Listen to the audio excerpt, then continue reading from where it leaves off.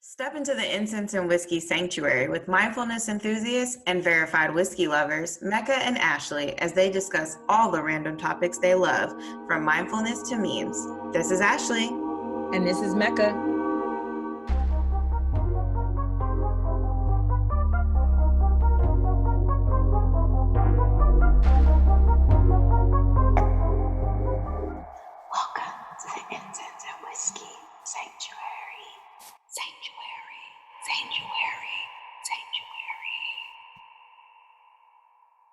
Hey, Ashley. Hey, Mecca. How's it going? It's going well. It's going great. I don't think I can say going good. That's not proper English. So wait, what's proper? It's going great. I think it's going well is the proper English, but I guess I could say it's great. It's all good in the hood. It's all good in the hood. It's all good. It's all good in the hood. I can't complain. I'm fabulous. So hey, listen, you took it too far. I'm not. I love those people who are like, I can't complain. Listen, I can find something, but I'm gonna try not to right now. Right. Well, today we are talking about. Today is actually our last part of the series of like the Culinary Reiki culinary food series.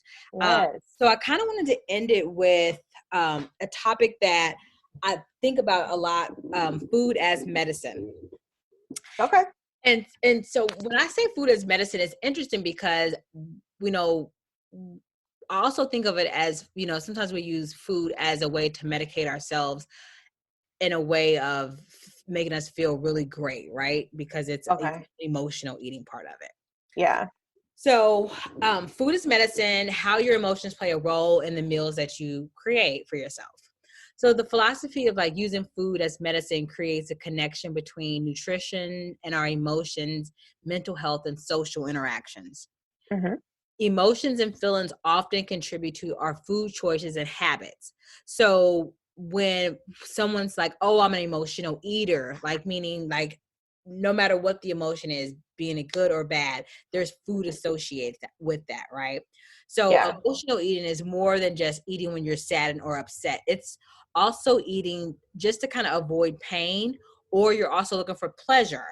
And again, that's kind of how I use the word medicine. Okay. Some view this as unhealthy. Others view it as it's just a way to react to your emotions. So, of course, on the brighter side of this, when we use food as medicine, we want to think of medicine as something that's curing or helping us live a better fulfilled life, right? Yeah. So when we think about food as medicine and that's helping us live a more healthier and a sustainable life, then we think about the foods that our body reacts to the best. And I don't want to say like, okay, you should only have a plant-based diet, because for some people they need protein. Oh, yes. Can I tell I found out I am that person. Can I tell you about that? So I went to see a homeopathic doctor. I think that's the proper terminology. For anybody out there, this doctor really tries to marry Eastern and Western medical wellness philosophies, right? It's not just the Western medicine approach. And they did a test of my blood, told my system, and telling me what they saw. And I don't remember exactly the terminology, but the gist of it was that my iron levels are low and my red blood cells are not as red as they should be. Like the tone of red was something like that, like salmon pink. Like if you had to visualize it. She was trying to break it down to me in terminology. What I learned today. Yeah, that's what I learned. So what she said to me was she had the numbers, right? She had actual information. She was trying to break it down to me in a way that I could understand in terms of the color and everything. Mm-hmm. But she was saying essentially what this was telling her was that I am actually not someone who would likely do well on a plant-based diet only, essentially, because of my blood, what she saw in my blood and the makeup and everything. She said, you could do it, right? Anybody could do it that set their mind to it, but I would have to have so many supplements that it wouldn't necessarily make sense for me to be on a plant-based or even a vegetarian diet. And she told me like she herself had that same issue, but she cycles in and out of eating meat or what have you, for different reasons. So I went home and it was like, I told my husband, like, I don't think I can ever be, eat plant-based vegetarian. And he was too happy about it. He was like, thank God. We eat meat in this house. And I don't want it to ever be one of those things like, this type of diet is the best. This type of diet is the best. Yeah, I struggle with that because you don't know what's right for you. Yeah. And I will say, it's not that I never eat plant-based. I really enjoy eating plant-based, but it's not something that could be, for me personally, like my personal choice. I don't want to commit to a lot of supplements. For me, I want to get as much as I can nutrient-wise out of my food, which I think is in line with what you're walking us through. Mm-hmm. And for me, there are certain things that I digest or get better from animal, like meat, or like byproduct. I don't want to say byproduct, but isn't like honey like a bee byproduct or whatever? So anyway, I hear you, basically. Yeah. And so everybody should really do their research on what's best for them and make it a personal decision, in short. Right. And I mean, 100%, because I don't want anyone to feel like, oh, they are pro this or anti that. It's not, right. It's definitely not one of those things, because, I cycle in and out of both worlds for my own reasons. And I don't think anyone should feel like this one way of life is the only way of life. Yeah. For anything. Right. Right. So when we think about just kind of like going back to what I was saying in regards to emotions, so I'm sorry. So some view this as unhealthy, meaning like emotional eating. And it can also be a way that we just react to our emotions, meaning, okay, I've done all these things on my checklist, or I've done all these, I've accomplished X, Y, and Z. So let me reward myself with food. Or, oh my gosh, I had a really bad, upsetting phone call or a meeting or something happened at work. So let me have this really XYZ food. And I'm not going to say what type of food, but you've eaten something to help you make you feel better. Right. Okay. So for whatever reason, that could be raisins for some people. That could be nuts for some people. That could be ice cream. That could be a big cheeseburger, or, whatever that it is for you. So we're going to look at that as emotional eating. And then it's like, why do we eat with emotions? Well, early childhood experiences include stress, relationships, hormones, other factors are all influenced by our emotions when we choose food. I'll give you an example. For me, I'm a texture type of person. I have to have something crunchy for some reason in my food. I can have a soup, and I always there's something within my soup that's crunchy. So I'll give you an example. I'll make like a vegetable soup, or even like a chicken soup with no noodles, but then I'll shred up cabbage so I can put it in there raw, so I can have that crunch, because there's something about that crunch that soothes me. Okay, that makes sense to me. Can I also tell you that I was not expecting for you to say cabbage? I thought you were going to say like tortilla strips or something. So I would just say cabbage is probably the better option. I like cabbage a lot. That's why I picked that. And tortilla chips, what you don't know, Ashley, is like salt and pepper for me. So I will rarely put it in my soups. Like people are like, oh, you like tortilla soup? I do, but I am a chips and salsa girl, or a chips and something else girl, or just a really great chip and dip. You're chip and dip. Or sometimes I make my own chips. So what? She been holding out on us, y'all. I am a crunchy tortilla chip girl. I just don't like to add those to my soups, because I like to eat it independently.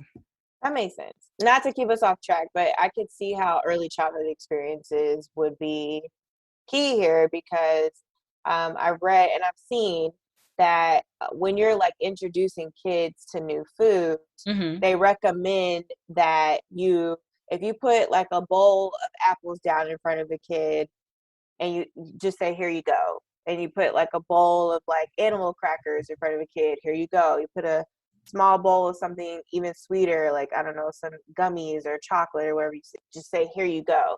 And that's helping them not to attach a certain positive or good emotion to one food over another, right? Mm-hmm. Instead of being like, if you eat your vegetables, I'll give you dessert. Then you're putting like Yeah. you're vocalizing that. You're teaching that narrative to them as a child, Yep. that like the ice cream or the sugar or the carbohydrate is the dessert, like is the treat. And so that's when we start actually from childhood, or could start assigning emotions to food. And then that carries into adulthood. You never kind of unwork that or Yeah, you realize it. do. Exactly. Like, oh, I did all, instead of saying I ate up all my vegetables, here's my treat. I did all the things that I needed to get done today. Let me go get that ice cream, right? Right. That we just kind of replaced it. Yeah. So kind of like winding down from that. So emotional eating can cause like this imbalance of health when we decide to eat for more emotions more than what our physical needs are. Mm-hmm. And eating for physical hunger or intuitive eating is related to eating when we're hungry and stopping when we're full. So some things that you can kind of ask yourself to just kind of figure out what type of eating you're contributing to. So do I eat more when I feel stressed? Do I eat to avoid feeling or working through an emotion? And do I reward myself with food? Just like we just said. Those are like the checklist of questions. those are the kind of questions that let you know if you're like emotional eating.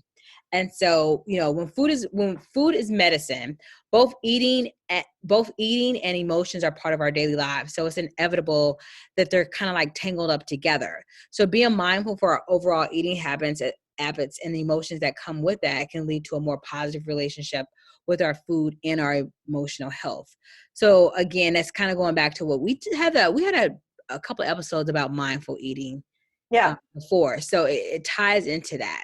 And so that's kind of like my conclusion of like, our food as medicine and how we think of it. It leads me to want to ask you though, Mecca, like, have you ever kept a food diary in like a sense that you're journaling what you're eating? And then when you've kept it, because I've never done this, so I'd be interested to hear from you or from anybody listening. Have you kept a food diary, but then also documented what you were feeling as you were eating? Because I think that would be really useful information in helping you to go back and think through those questions that you asked. Actually, I have. It's interesting because I kept the diary because I was trying to that's how I really realized I was eating emotionally, because I was writing down everything that I was eating, but I also wrote down what was going on. Was it actual hunger, or was it because this is what I found out? Yeah. So I used to drive from an hour to and from work door to door. And I actually did not enjoy that drive all the time because I'm like, oh, it was kind of a drag. Once I got to each destination, I felt like I had overcome an accomplishment. So I would want to, oh, look at there. I just did that hour drive. Let me go grab X, Y, and Z. Mind you, I could have eaten breakfast before I left, but I felt like I needed a treat myself because I accomplished something that I really didn't want to do. Yeah. And so what I would do was I would kind of write down, and I only did it for like a week because I really don't like documenting my food, honestly. And I know people are like, oh, I use MyFitnessPal, but I just have a hard time remembering. It's really easy to use too, but that's a whole other conversation. It is really easy to use, but I didn't. So, so what I was going to say is I wrote down everything that I was eating because I was in this like workout challenge thing. So it was also to kind of gear us to kind of figure out where we are with our emotional eating. So I started to write down what I was eating, but then I also had to write down what was going on at that time. Was it actual hunger, or was there an emotion? And that's kind of when I learned that I was really rewarding myself no matter what it was. I was rewarding myself for food. I would also reward myself, or like I would also eat if there was a feeling that I had that I didn't want to deal with, being it like, oh, I wasn't procrastinating, or I didn't want to, no, I guess that's procrastination too. So procrastination, a bad conversation, a feeling that I didn't want to deal with. There was eating. And it was funny because I started reading this book by Marianne Williamson called A Course in Weight Loss. It's kind of like a play off of A Course in Miracles. But she talks a lot about how we use our food as it could be a weapon or it can be a tool. A tool for us to help, a tool for our physical living and sustaining ourselves. So versus like if you're eating without being conscious of your health, exactly, it's a weapon. I've done a fitness challenge, and what I learned in the course of the challenge was I really didn't like documenting my food either. In that challenge, I particularly didn't like it. I wanted to get to a point where I was intuitively eating, and I would just consistently be eating what I needed and eating in moderation. What I did learn in the course of that struggle, I'll call it the struggle. In the course of that, it was a struggle. What I did learn, though, I stuck it out long enough to find out for myself the difference between craving carbohydrates and needing carbohydrates. Yes. There was somewhere along the line I could pick up on, girl, you just want some French fries. Versus, no, I actually need to eat some kind of carb right now or I'm gonna fall out. And I would do just what I needed to have versus, going in on, I'm a carb person, for real. But that turns into sugar, right? So that's another. I mean, that's up for interpretation because I was reading this book. This is it the Starch Diet? Oh God, it's by Dr. McDougall. It's really popular. Yeah, it's about eating rooted foods. There's root vegetables and things. Okay, that's a whole nother discussion. But I think I understand what you're saying. The craving versus the need. I learned one thing that I will say that what I did learn was after workouts, because at that point when I was doing this challenge, we were doing either a single workout or 2 workouts a day. The need for protein, I never thought that I had this craving for protein. It's just oh yeah, that's something I would need. But protein specifically is something I was I had to have something in my backpack or a bag immediately. It's my body knew. It was almost like I was on a feeding schedule. Yeah.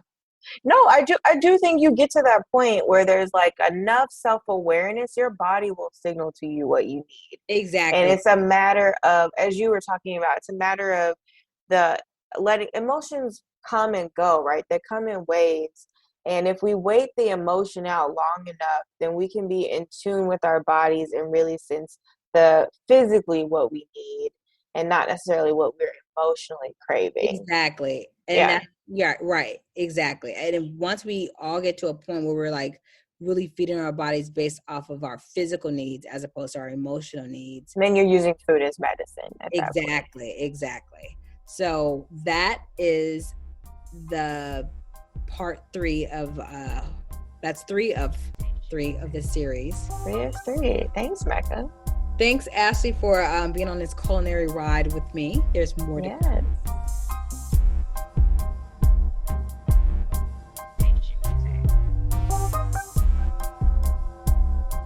Catch us next time on Incense and Whiskey. In the meantime, take a breath, have a sip,